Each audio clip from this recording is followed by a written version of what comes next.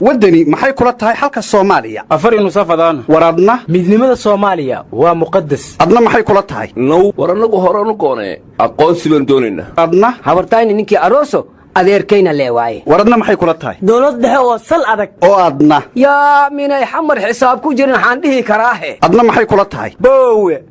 federaal ina adeeray adigana qoondada dumarku waa geedka go'an warbal dadkan eega oo xageen loo kala socdaa war maxaad ula yaabaysaa dadku waa kala maane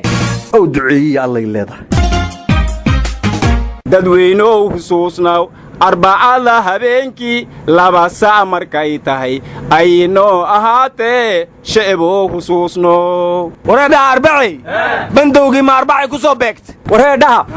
ayaamaha arbacadan ka baqi inaan cullowna arbacada cidna lama hadlo leelamana hadlo amar un baan bixiyaa horta coronavirus dalka ma arbacuu soo galay ilaalimayn warna uma hayo goor soo galay ayaamaha ilaahay eed maalimidoodne waxaa annaga noo roon midaad amar ka raacdaan war soomaaliyo amar qaada mayse arba iyo isniin iyo ahad mayska dhaafteen ahdigaad gasheen iyo ma ilowden wacadkee war waxaa hore loo yidhi arbacow ku qalay kan hortii geesiguu qabay qamiistana maxaad dhali rabtaa wadan qayladu war waxaa hore loo yidhi isniintii dhawaydu anigii awrta kuu raraye maantana maxay kaa ag dhigay sow arbaca maaha war arbacadan waa nugu waasheenay horta yaa ku ugaarta aryaadhaha ma arbacaad la yaabantihiin oo kulan owliyaada war nabad iyo nolol miyaad maanta haddana owliyad nooga dhigtay war nimanyow haddii madaxweyne farmaajo arbaca la doortay uu ra'iisul wasaare khayre arbaca magacaabay wasiiradii arbaca la keenay oo la ansixiyey howlihii dawladdu amarkii ugu dambeeyey arbaca ku socdaan maantana la amray bandowgii inuu arbaca bilaabanayo waxaan u malaynayaa in shirka midowga afrika iyo igad iyo kan iskaashiga geeska afrika arbaca loo bedeli doono war arbacay amarkeeda oo arbaca soo baxay ciddii ka hor timaadda iyadaa taqaana mafalag baa sidaa sheegay amarkaas andhiibnay maqaardii dambaa jira albaabada la laabay maqaardii dambaa jira war meecaad miigan alla u naxariistee wuxuu sameeyey hees la yidhaahdo durduro geel baa ku jaba wuxuuna ku sii daray waydnaan dareemine dadka kii dhergo u daran wuxuuna ku wariyey heeskaas hadalkii madaalaha ducaqaba dugsiya doodii go'olaha sare maqaardii dambaa jira aryaa meecaad allah u naxariistay intaad sheegta wuxuu ku sii diray durdura geel baa ku jabay damaacina waa xunyahaye dalkuna waa lama huraan dantuna waa lama huraan war wali intaas ka daray ha udur xumoo karoona ahaa la sheegay hooqayay tubtii doorashaa dib loo dhigayaa la yidhi hooqayay tubtii alla hobaa ligayeyse delegam hooqayay tubtii war markay doorasho joogto dadku way isqabsadaaye dood maxaa u dambeeyey aryaadhaha madaxweyne qoorqoor wuxuu yidhi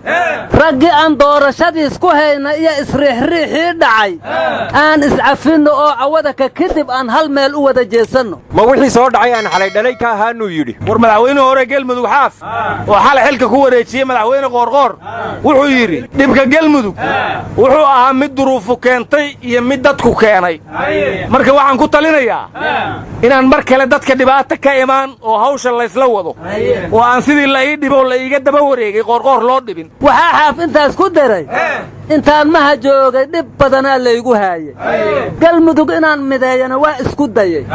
intii i dhibaysana waxaa ka mida dawladda sare iyo xildhibaanadan hadda i hor fafadhiya sanatarrada marka warkiisu waxuu iila ekaay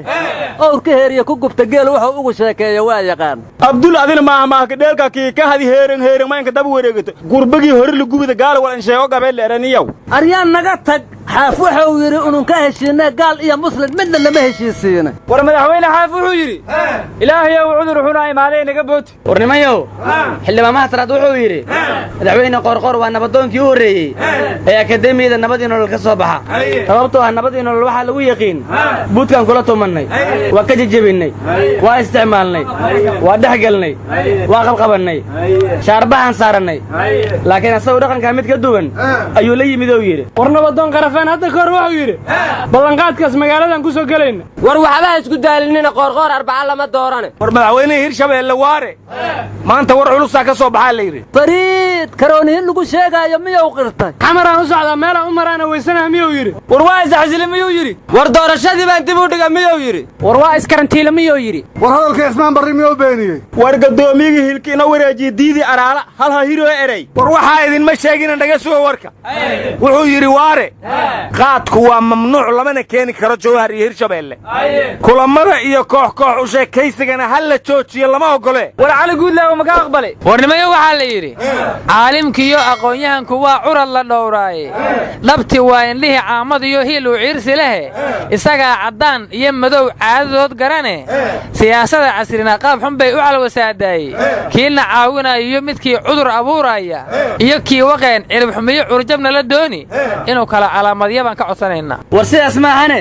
sidii miro tufaax iyo canab iyo saytuun ama malab sii saafiya loo miiray heer sare dhadhanka u sarreeya iyo bilicdaad u sidataa waaye oo waara nabad i nolol ewa war maanta abuu cabdikuus gabi weyna ka soo baxay war mahaysiina warkii hore war soo dhaaf ma waayeel walax lahaa yimid war wax la yaab laha yimidana dhegayso dowladdu waayaana dhawaatii dhehaysa karantiilka isbitaal martiini aan u diyaarina waxaa la yidhi wasiiru dawlihii hirshabeelle oksijiin la'aana ugu dhintay dadka joogaano xataa cirbad dadka kuma dur yaqaaniina la yidhi oksijiin haddaad soo heshana kuguma xiri yaqaaniina la yidhi meeshana wax yaalla ma laho waa haaweeha la yidhi wixii la keenana dhinac kalea loo gudbiyaa la yidhi war waxaa la yaab leh dalka isbitaallo badan oo oksijiin lahaa ku yaalla dawladdana ma maamushaa la yidhi dadkana lama geynayaa la yidhi hadda meel ay waxba aalin maxaa dadka loogu baabi'inayaa war 5 milyan oo dollar oo dawladdu sheegtay in karoonaha loo qorsheeyey sariiro iyo oksijiin ma goy waayeen war dawlad aas hoola ka bilaawas aman dheeraninka damboyti kowde sariiro yaalaha langrinjiyay may kala fadaasan war aawo 7 milyan oo USAID ay bixisay xataa xanuun baabiyo ma goy waayeen war waxaa la yidhi lacagtii korona loogu talagalay waxaa maamulaya yaxya cali xareeri marka waxaan la yaabanahay hawl kastoo xafiiska ra'iisul wasaaraha ka socota yaa yaxya hoggaan oga dhigay war ha ku mashquulin waa sidii ahaa jirtay war adinkoon ku fogaanin fartana aan cid ku fiiqin fakarkiinna wanaagsan fahamsiiya dadkiinna soo farxala adeer warwarnaysaana waxaa la yidhi maxkamadda ciidamada qalabka sida waxay amartay in la soo xiray xildhibaano huriya dagaalkii ka dhacay wallaweyn guddoomiyihii degmada iyo ku-xigeenkiisana waa tii hore loo xiray hadda mardhow waxaan u malaynayaa madax dagaal qabiil hurisa in maxkamad la saari doono mayadaa markaas dagaal beeleed damba dhaca xildhibaan xasarad beere oo xeerka jebinaya in la xiro xaq weeyo waxaan laga xishoonayn anna intaas waxaan ku dari lahaayow dadkaanu waa ka daalayo dagaal dambeeto doonima dadkaanu waa ka daalayo dagaal dambeeto doonima haye war ma haysaana Soomaaliland coronavirus-kii waa ku soo fiday maantana 3 kiis oo hor la soo bandhiga imaaraadka walaalkeena waa maxay u dhaysay markii hore war lacagtii ma hesheen waxaan ka baqayaa labadii hore ka sheegatay inay haddana 3 qofood oo Soomaaliland u xanuunsato dawladda Soomaaliya ka sheegato war madaxweyne Muuse Biixmiis karantiilay nimiyow ma araga jiray war niman dulaale ee araga jiray neefku aniga oo soo ani gada golada yeeshantay ani gada ka murumaayaan dawladda ma dulaal dadka gada u nagati war warbixintii u dambeysay coronavirus ee WHO maanta soo saartay saddexdaas xisaabta Soomaaliya lagu daray 28 qofood ayayna noqdeen WHO way gardaran tahay 30 sanadood baan u sheegay inaanu dawlad gaaran nahay in WHO lagu qasaaray hortiinu Donald Trump sheegay wariyada horta coronavirus-ku federalism-ka ma fahansan yahay ariyadaha Soomaaliland bilaashay u daaleehe horaa waxaa loo yiri Soomaaliya Soomaali baale Soomaaliya Soomaali baale war Cabdulla Soomaaliya garanaya maalin kasta Soomaaligana daba dhigtaa muxuu ahaa ariya waa Tagros dhagaros walaalkii naga tag adiguna abkowgis nagaroosaad ka tagtay war nin reer jigjiga hadda ka hor islaan shukaansaday may gabar yar ba waay war ayada gabar qurux badan ahayd warka naga dhageyso war ma ubqaad fiican ay lahayd aga caashaqaygow awowgii la naariyow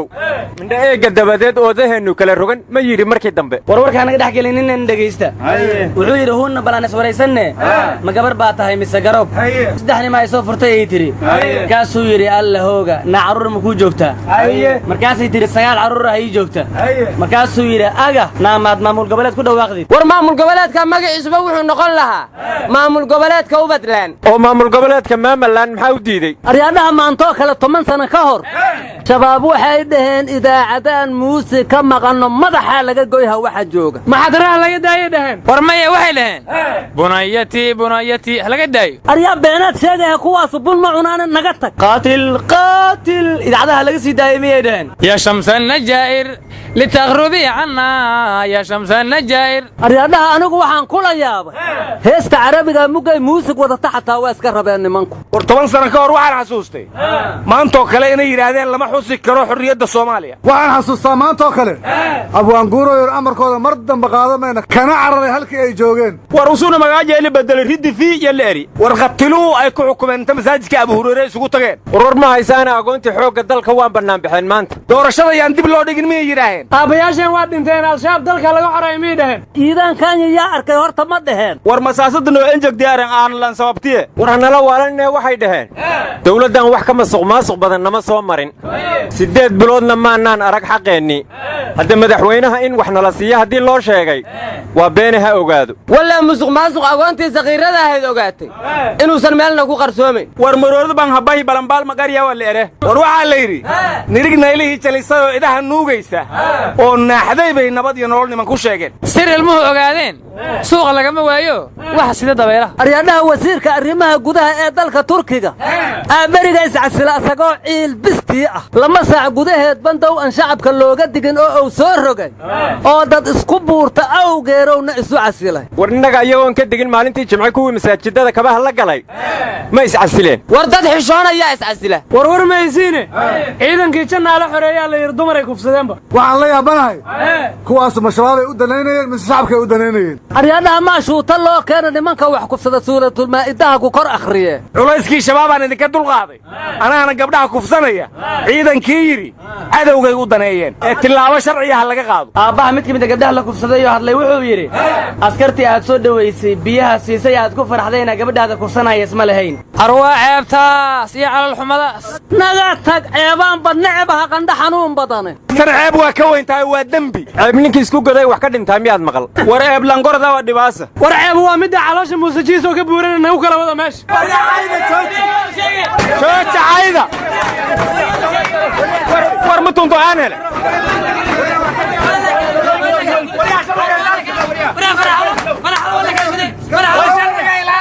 naga taga tawfiiqda Allah idin waafajiye waya meesha waxaa rabtay soo caday